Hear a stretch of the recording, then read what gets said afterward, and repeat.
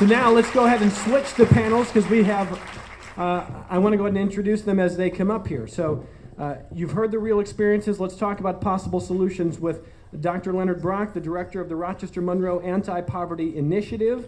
If you hear RMAPI, that's the shorthand for it. So Dr. Brock, the director of RMAPI. Maggie Brooks, of course, the former county executive and now the vice president of strategic initiatives with RTS. And Bill McDonald, program officer for United Way of Greater Rochester. And Pete, you want to jump up here and just say a couple of things here? Oh, you're gonna join because the data guy is here just in case we need him. So Pete Nabozny is here as well. So again, we're going to take a lot more of your questions. This is much more about what you want to talk to them about, but I would like to start by asking each of them. I'll ask them one question. We'll have them characterize, first of all, what you thought about the film. I'm going to follow up with each of them with a question, and then we're going to turn it over to the audience. Dr. Brock, I'll start with you. These, as you've worked on RMAPI and these issues, some of these issues, I mean, they're new individual stories, but you've heard these issues. How do you characterize what you saw in the film and what you really think can be done about it? I think at best, the best word I could use to describe it is authentic. I think that lived experience is what's going to help us be able to drive real change. The expertise is in the community, not outside of it. So one of the things that we've always tried to do with the initiative was engage the voices of people who are directly impacted by poverty. And what we see here, what we saw today was really the experience of individuals who have to live it. So we can't over intellectualize it. We can't programatize it. We can't program our way out of it. We have to really be able to engage the community in an authentic way. And that's what we've been able to expose ourselves to today. So I thought it was really great. Okay. Maggie Brooks, what did you think of the film? Well, I said this yesterday when we were on WXXI. There's nothing in that film that we haven't heard. We engage the community on a daily, on a weekly, monthly basis at RTS, and we're involved in community conversations, RMAPI, the Finger Lakes Economic Development Council, other community forums where we're talking about how do we make this community a better place. And so last Friday, our CEO, Bill Carpenter, announced Reimagine RTS. And really, it goes to the heart of what we're talking about tonight. Our bus system was put together years ago when the city of Rochester, downtown Rochester, was truly the center of this community. Everything happened in downtown Rochester. And over time, we've tweaked the system. 4 times a year, we respond to feedback about the service, and we make changes in the system. When we built the transit center in 2014, we changed some of the routes to accommodate that centralized transfer point. But now we live in a new reality. And that reality is there are more mobility options than ever before. But also a part of that reality is that our community, and let me say this a couple of times, our community is choosing to make strategic economic investments where the buses don't go. Job sites are being developed where the buses don't go. The community is choosing to make those investments. So I challenge everybody here tonight to think about this differently. A transportation system is not 40 and 60-foot buses. A transportation system is about mobility first, not thinking about the size of the vehicle, but how do we get people from point A to point B, and how do we improve their mobility, which improves their lifestyle? I want to do a little informal poll. How many people here have ridden the bus on a regular basis? Okay. How many people have navigated the transit center on a daily basis? Or you qualify, Bill. You qualify. Well, then it's not a perfect system, and we need to make changes. Reimagine RTS is all about that. We have seniors that want to stay in their homes, but they don't want to own a car. We have the younger generation that doesn't even want to ever own a car. There are new realities that we have to embrace and recognize as a community, and that's what RTS is trying to do through Reimagine RTS. It's a study of the redesign of the Monroe County system, and we're going to invite all of you to be a part of the process and a part of engaging in the study. And I don't know, where's Nasir? Is he still in the room?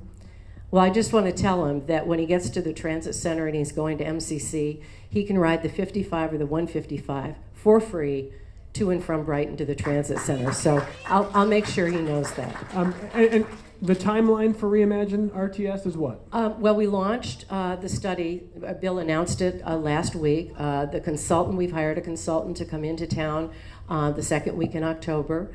We have our first public meeting and information session on October 25th at SUNY Brockport Metro Center, where we're going to really roll out the goals, the tactics, the strategies that we're going to be using to engage in this study. The study will take about a year, and so we want to do it right, and we want to be thorough, and we have multiple ways that the community can be engaged, including going on our website right now, myrts.com/reimagine.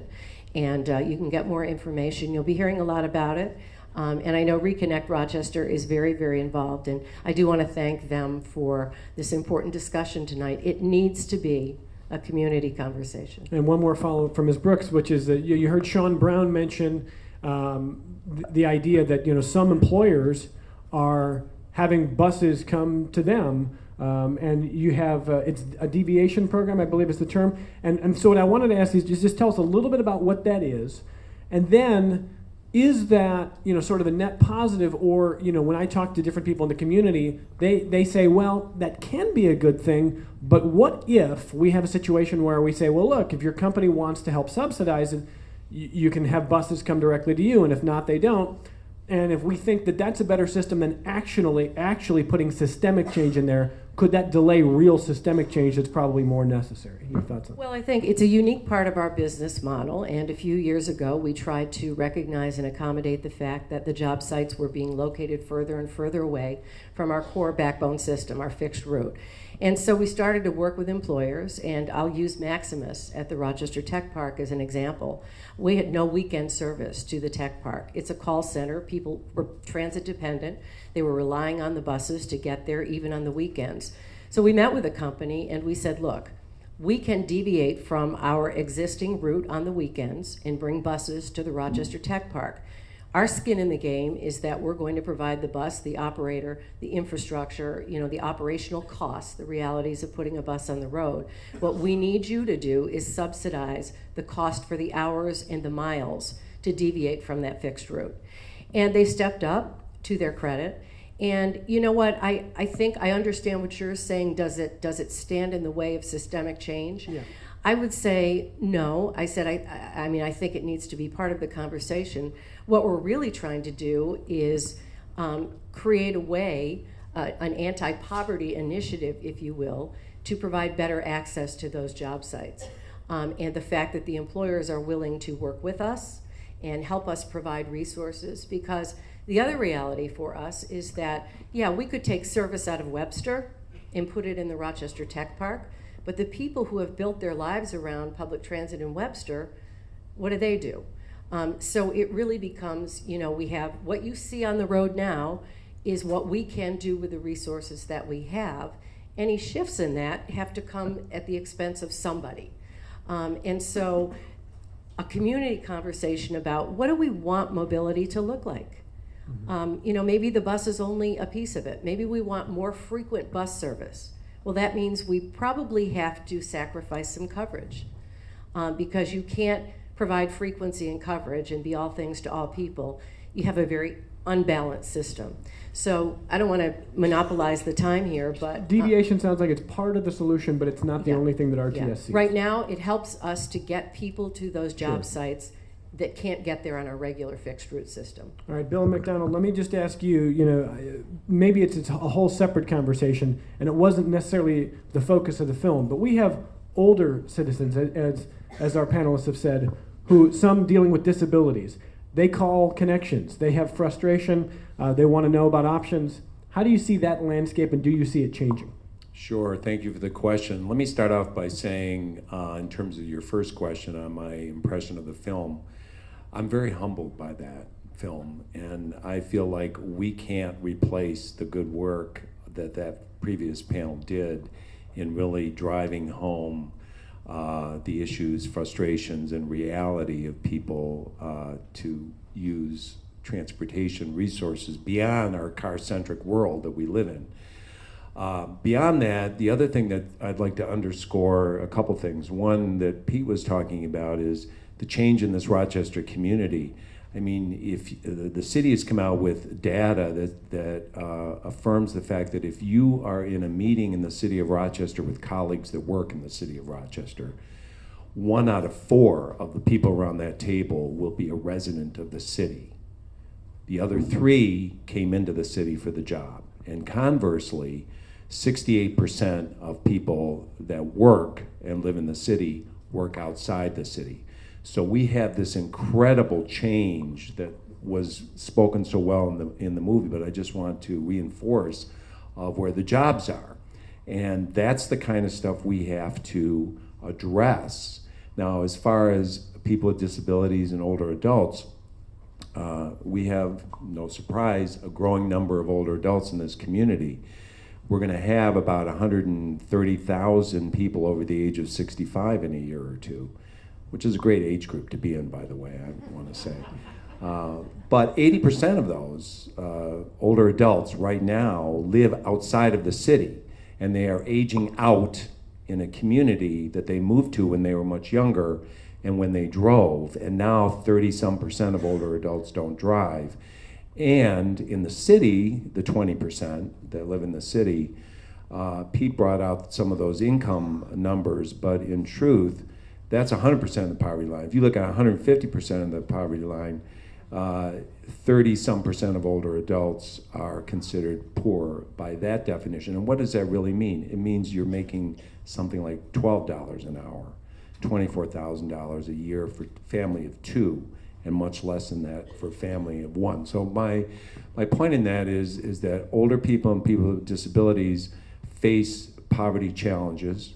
80% of people, the 100,000 plus people over the age of 18 that have a disability in this community don't have a job, have difficulty getting a job, and they face, one of the barriers they face is transportation. So we need to have, as was spoken so well in the film, there isn't one solution, and Maggie touched on this in terms of, and she often expresses this, and it's so accurate in terms of a transportation system, that's not the word you use, but ecosystem. That has many options for people. You know, you spoke about if you have to go to a doctor's appointment, you call an ambulance. You know, the healthcare system has a big investment in providing affordable alternative transportation options for people so they don't have to take the ambulance because they can't take the bus. We have got to have a robust mobility management system in this community that ties together in a way that people can access to understand, can I take Uber? Can I take Lyft? Can I take medical motor service? Can I take other commercial services?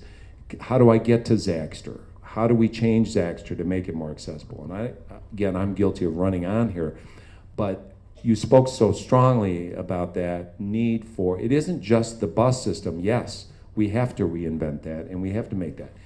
Final point, we have to ride the bus. The people in this audience have to ride the bus. We have to get more ties and tuxedos. More ties and tuxedos on the bus, sure. Because it will give you, there's a lot of advantages to that, health-wise, economic, but it also gives you interaction and it gives you exposure to people that you may not normally see and interact with and understand.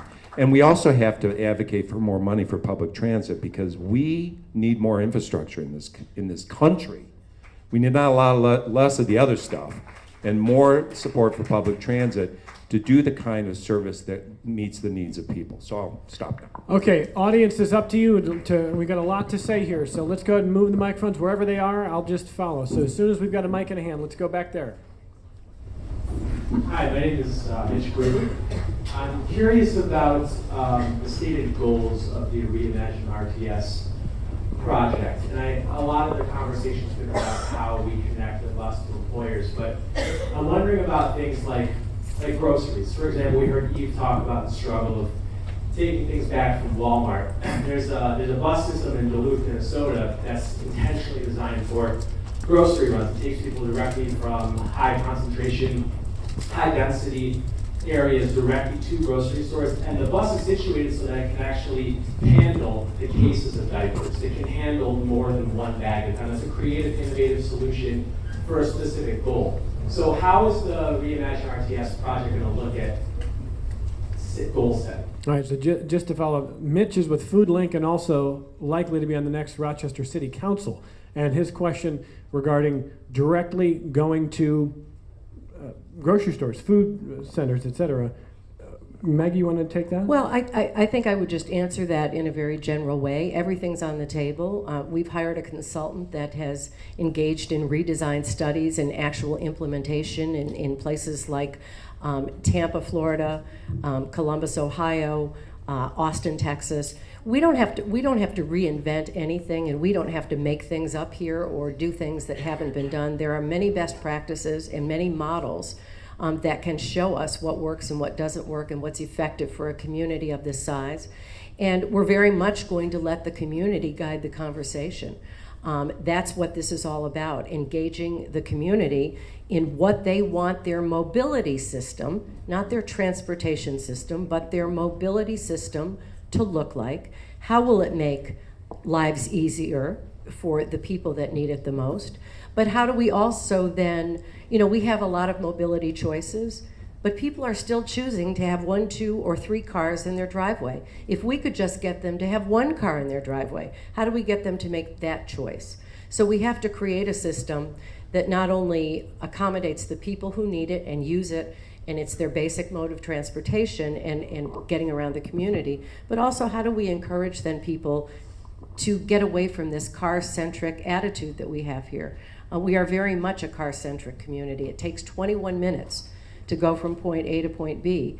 We're spoiled by having that as kind of a luxury to get anywhere that we need to get, but not everybody shares in that equitably. So we're going to very much let the community drive the conversation about what the mobility system should look like, and then we will respond. A consultant will help us narrow down the choices. We'll go back to the community, and if there is an implementation phase, if there's the potential to do something that's effective and efficient and improves the system in the community, then we have to go back out and say, all right, Rochester, within the resources that we have, here's what we can do, and here's what the system will look like. What is the appetite beyond that to all come together and advocate for additional resources so that we can do the add-ons, the next level of things that we need to do. I'm very optimistic. I think Reimagine RTS is a once-in-a-lifetime opportunity. You won't see us do this again for another 40 or 50 years. And so I think we have a lot of opportunity to get it right. I'd like to jump in here real quick, Mitch. Part of the answer and solution is a variety of community transportation options.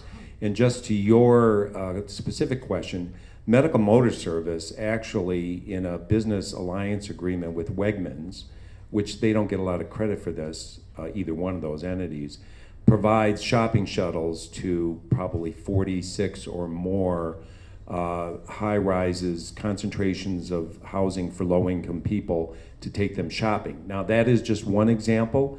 It's a best practice, by the way. It's one that a lot of people don't know about. Hopefully the people, thousands of rides are provided there.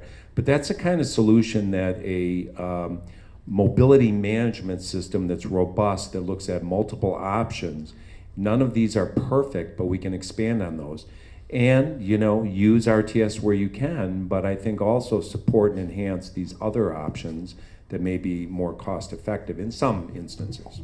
Okay. Can I just real quick jump in also? I think RTS is going to do their best to try to reconnect a lot of these different parts of our community. But there's the other side of it, which is bringing some of these services and shopping opportunities and whatever other things people need back into the city. It's really hard to manage a system where you're getting people from all different parts of the city out into the suburbs and then back, just in terms of the economics of a transportation system. Having more shopping opportunities, having services within the city, near the neighborhoods that people live in, jobs in those places, is really a huge piece of this. I mean, RTS they need more funding, but they're working with a certain pot here.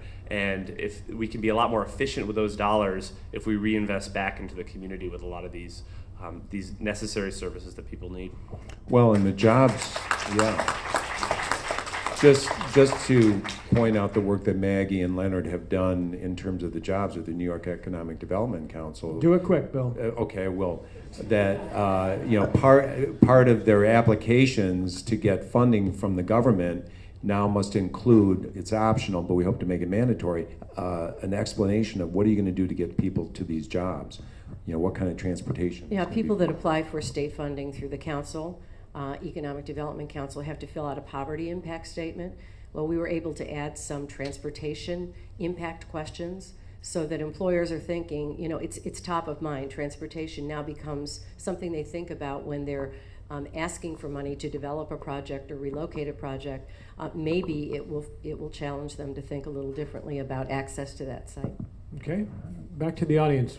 Hi there. My name's Sarah. I'm one of those youth that Maggie Brooks alluded to that never wants to own a car again. I've lived in the city of Rochester for 2.5 years now without a car. I ride the bus.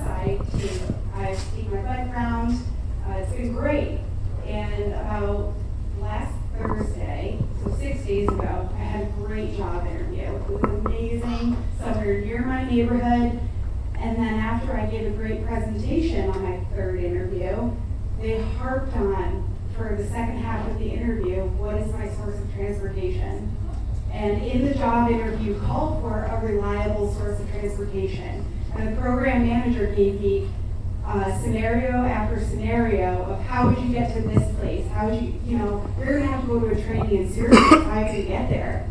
And I said, I take Amtrak all the time. And I gave all these scenarios of how I get places, how I have successfully gotten places in the past 2.5 years without a car. And I would love to hear how RMAPI, how RTS, how United Way is working with the largest employer in our region, with whom I interviewed last week, to say that we don't need cars to get jobs. And I made it work, and I would love to hear how your groups are saying to this very influential employer that you shouldn't be putting this in your job descriptions and should not be part of interviews for which people are super qualified. Okay, I think Dr. Brock should start with that one. Go ahead, Dr. Brock. Yeah, I'm gonna briefly respond. So Sean actually made reference to this earlier when he said that we need to have those conversations and we need to talk across sectors. So RMAPI is the container for those conversations to take place. Specifically, we have an employment working group with our top employers so they can be more flexible. So not as it relates to just transportation, but also hiring practices and being able to provide coaching, training, so individuals can not only attain employment, but retain employment. So we are having those conversations right now with the top employers, University of Rochester, Wegmans, Maximus, Genesee Brewery, and a host of others are around the table having these very conversations. So it becomes not only an issue for the community, but it's a workplace challenge if we are not able to retain, these particular positions. So you're absolutely spot on. But as it relates to job sites and being able to, I don't want to get into the weeds, but I know specifically we are having those conversations that are very intentional, very deliberate with some of our top employers. Evan? Yeah. Next question. Okay. So, kind of to echo what was just said by the previous questioner, I'm going to ask a difficult question and voice an unpopular opinion, which is that we talk about reforming our public transportation infrastructure, we talk about improving bicycling infrastructure, and we talk about how we can't do these things because there's only so many funds.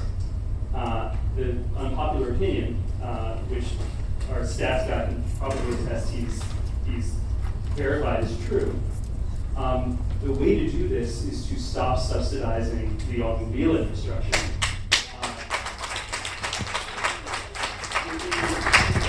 Free parking away is probably the biggest disincentive to take sustainable transportation. That's a difficult question, and it's one that I want to see our politicians voicing more. Any thoughts on that? Yeah, maybe the best opposition to things like free parking and automobile infrastructure. I was going to say County Executive Brooks. I still have to get used to the fact that you're with RTS. But Maggie, you're someone who worked as county executive on job development, economic development, and we still are, as you just said, working on changing the culture that has to kind of move away from everyone has a car for every person in the household. Everywhere you go, you can park for free out front. I understand his point. Do you agree with any of that sense? And what do you think it would do to, would there be sort of a shock to the system if we stopped with free parking? Would that hurt business? Would people go into the city less? Or would that change the culture and move it in the direction that you want to see it go? Well, I've been out of the loop in that for a while, Evan, so I left my county executive hat in the county office building.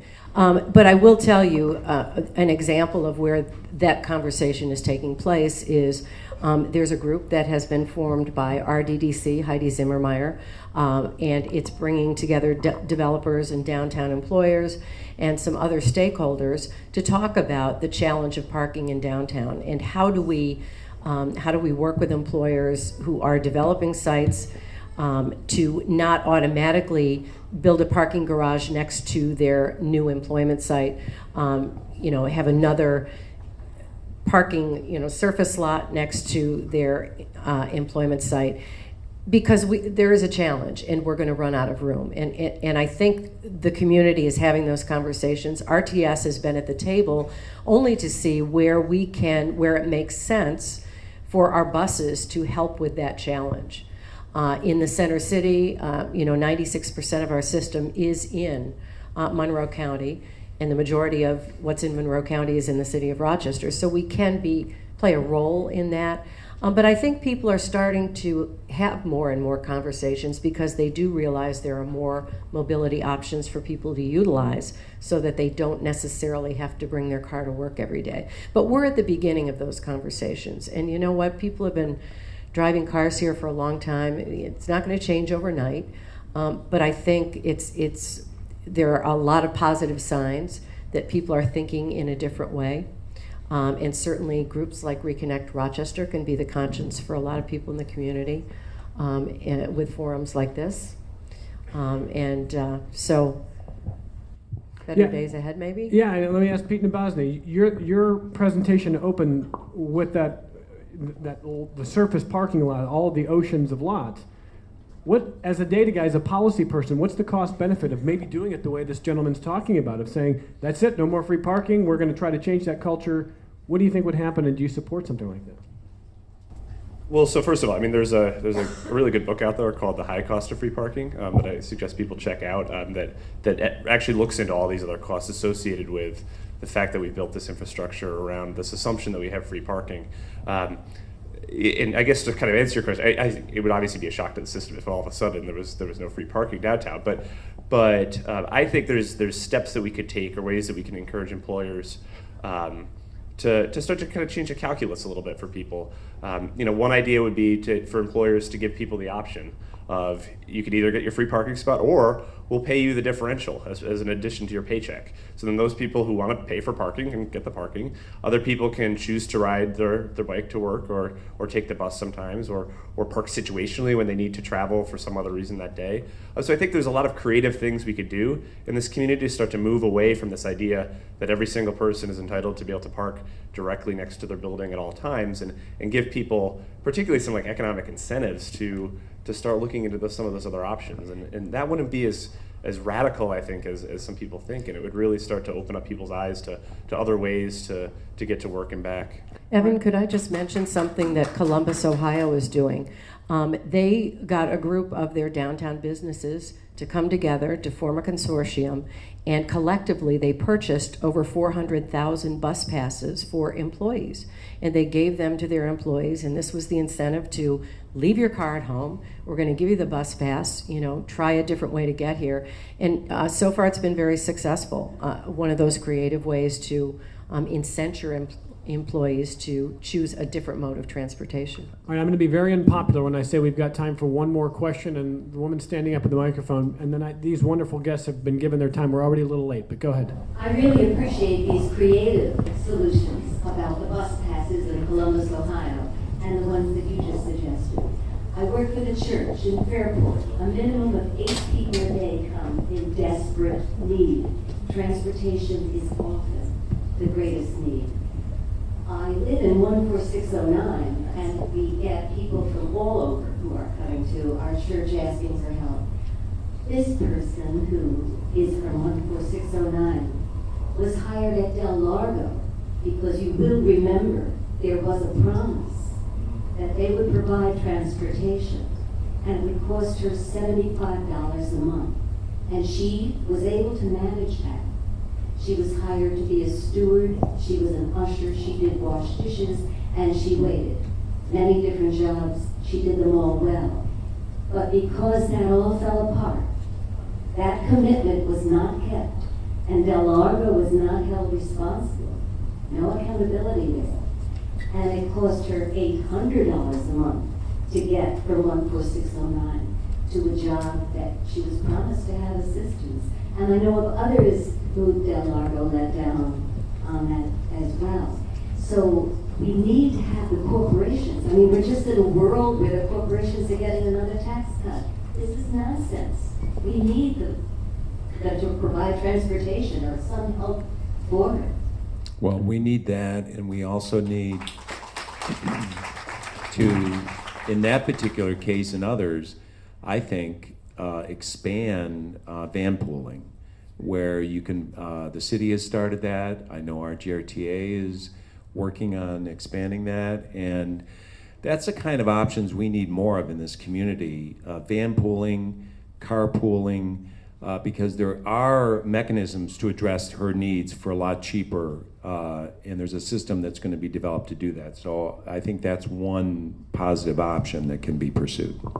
And I will say, our friends from the city are here tonight, and I appreciate them being here because RTS and the city of Rochester have a great partnership around a vanpool program, and subsidies are being put out there to help pay for a portion of those vans so that we can make it affordable for people who need transportation to work. And it does work if you are going to a site where 7 to 12 people are going with you, and it really does accommodate and works for those late night shifts and those overnight shifts and some of the shift times that can't be accommodated by public transportation.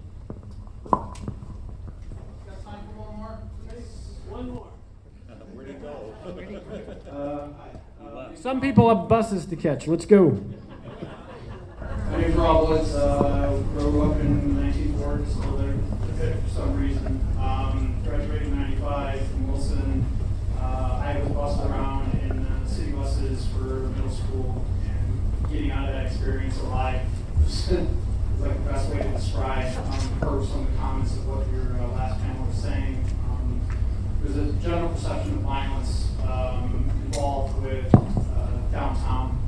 I was at Rondell Library for 4th of July, saw some kid covered in blood. I'm riding next to him on my bike, trying to talk to him, make sure he's okay. My friends from out of town freaking out. I realized it's not his own blood, it's somebody else's. There's a continuous perception problem of violence downtown, violence here, violence there, that, or the comment of, wishful thinking of getting people in suits with ties to ride on the city bus system, when just months ago there was a stabbing around the corner from when that happened. There's all of these things tied with downtown that are just very uncomfortable to witness and think about. My greater point of actually getting up here and talking is, in 2008, when the financial crisis hit, it just decimated this whole city. Businesses are failing. I'm a mechanical engineer by trade. Went through rough time and ended up finding a job out behind my falls. Almost, we're talking like low-paying jobs and trying to get people to go where they can go. But there's people like me that are, project engineer type positions. I have to drive all the way out behind my falls, and I know people have to even drive further. I know business owners that have machine shops or automotive places, and everybody's decentralizing and locating out on the outskirts because it's much cheaper to do business out there. And I hear a lot of conversations about we need to expand our network and bring out the maps, the RTS plus routes, and it shows downtown. My time in middle school, I'm 40, and it used to be just a ridiculous situation where you could go downtown and then go somewhere else and look at the map. There's a dot and all these lines going decentralize our transportation system. It's great that we want to talk about putting all these various routes everywhere. But, like, I still live by Genesee Park, and, like, the Strong Hospital has, like, this little mini bus station. And, like, man, wouldn't it be great if there was a bunch of, like, smaller, decentralized little bus stations all over the place to help service the community better? I mean, that's kind of like a comment, but, like, what is being done in our government to get businesses to come back into the city? What incentives are these places that have been building on where land is cheap and the taxes are nil? We're talking about getting people back to work. Yeah, RV jobs and all that kind of thing, that's all great. The real economic drivers that are going to allow for more of that to be closer into the city are getting these larger companies to come back. I know so many people. I have a half-hour commute. I know other people that drive to Canada, drive to Farmington, drive here, drive there. Where are the businesses inside our city that are actually going to let people, come out to compete? It's just dots going out larger and larger and larger. I'm like, we need to chase those dots. It's the wrong answer. The dots need to come back in. All right, it's a great question. Let's let the panel jump in. And Dr. Brock, I know it's a question that comes up often with RMAPI. Go ahead. It was, when you unpack it, there were a few, statements, questions that were made, and I just stayed with the community building principle. Pete made reference to it earlier that the job is not solely just to provide multiple options or create an ecosystem as it relates to mobility, but also being able to build up the actual community. When Sean talked about it from an educational perspective, having neighborhood schools, the whole point is to have livable communities, live, work, play communities. So one of the guiding principles of our RMAPI is community building.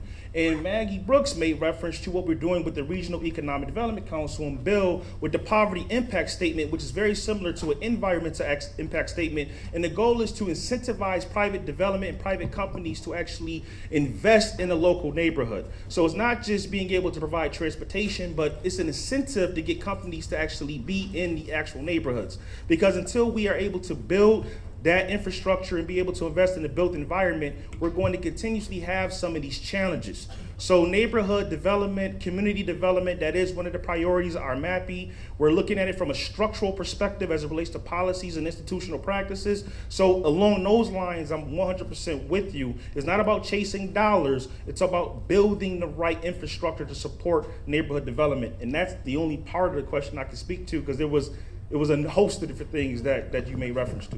And Pete Nabozny, maybe some final quick thoughts from you there. He's talking about incentivizing companies to actually put jobs in the city. Sure. So there's a lot of pieces to this, but one thing we do as a community, we give out economic incentives, right? And so finding a priority like we're trying to do here in terms of when we're going to spend public dollars on something, it should be benefiting those folks who need it in a certain way. So those public dollars should be spent in places where people can get to those work locations. Obviously there's tax policies, a lot of stuff that goes into this, but there's also, I think there's a business proposition that needs to be made that if an employer wants to have a workforce that's reliable and productive and able to get to work and back and reduce turnover and things like this, I don't know how much they calculate those things in when they're looking at the cost of a property out pretty far away from the city versus within the city, but there can be a business case for locating those jobs within the city. And so I think we need to think about this stuff holistically. And obviously there's the point earlier about the cost of road maintenance and expansion and things like that. There's a lot of costs that are built into that cheap land location out pretty far away. And so when we take a comprehensive look at this, I think it's a different picture, but within that individual business's decision-making process, it's pretty tough. It's a private company and they have their choices of where they locate, but we can try to frame the issue and figure out our policies around this to benefit as many people as possible as far as getting those jobs back into the city. I wish we could have gone another hour. I know you could as well, but I want to thank this panel here for being here tonight. And if we are serious about making big changes, Maggie Brooks, what's the website that people can learn more as we go throughout this process? myrts.com/reimagine. Let's get involved. We got some final remarks, I think, from Mike Governale. So before you walk out, is Mike still here? Did he disappear? Hi, Mike. So don't leave. Here's Mike. All right, again, thank you, Evan Dawson, for moderating that discussion. This was easily, hands down, the most important conversation and I think event that Reconnect Rochester has hosted to date. And I am so proud at all of the work that went into it and the conversation that we have been able to have here tonight. And I think Dr. Brock hit the nail on the head for me when he said that he pointed out that the film was very authentic. And that's exactly what we were trying to do, because I think, you know, we want to be cheerleaders for public transit and walking and biking, but we also have to be honest with ourselves so that we can improve things for the future. And so thank you again, the panelists, and thank everybody for coming out tonight. Few final things. Can you see the film? Can you share it? Yes. For those of you who would like to share tonight's presentation, the film, and the panel discussions, we are recording it. That will be posted to our website, YouTube, at some point in the near future. We're going to try to close caption it, so that may take a little bit of time. But we will also make the films available on DVD, and we're asking you to request a DVD to share with your neighborhood association, your employer, group of friends, anybody you would like to share these films with and have a little mini roadshow. We will support you in doing that. So contact Reconnect Rochester through our website, reconnectrochester.org. And that's it. If you guys filled out a survey, that will help us in the future. A lot of this is funded with a grant, and we need to share those surveys with APTA. So leave those in the lobby on your way out. Be safe. Have a great night. Thank you all for coming.